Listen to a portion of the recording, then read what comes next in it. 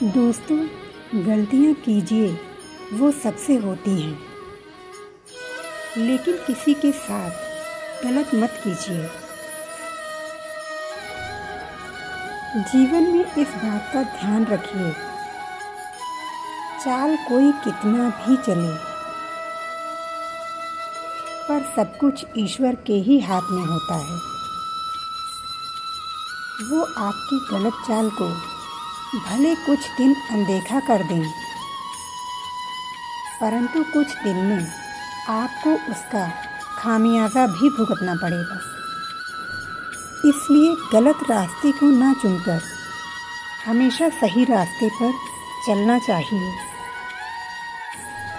अगर आप मेहनत करते हैं तो धन बनता है, और आप सब्र रखते हैं तो बिगड़े काम भी बन जाते हैं। आप मीठा बोलते हैं तो आपका मीठा बोलना आपकी पहचान बन जाती है। और अगर आप सबकी इज्जत करते हैं तो आपका सबको इज्जत देना आपके नाम को बढ़ाता है। 2 तरीके के लोग आपके जीवन में महत्वपूर्ण होते हैं, जो आपके जीवन को नई दिशा देते हैं। पहला वो व्यक्ति जो आपको किसी भी क्षेत्र में मौका देता है, और दूसरा वो इंसान जो आपको किसी भी तरीके का धोखा देता है। अगर आप किसी को 2 धन्यवाद के शब्द कहते हैं तो उससे आप कुछ खो नहीं देंगे, बल्कि उस धन्यवाद से आप बहुत कुछ पाएंगे।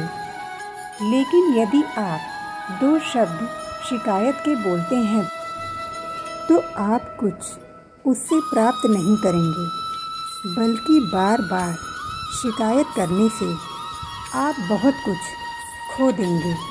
यदि आप जल्दबाजी में किसी को ठीक से जाने पहचाने बिना किसी पे विश्वास कर लेते हैं, या फिर बिना मेहनत किए कुछ खास पाने की आस करते हैं, तो इन दोनों बातों का परिणाम धोखा ही हो सकता है।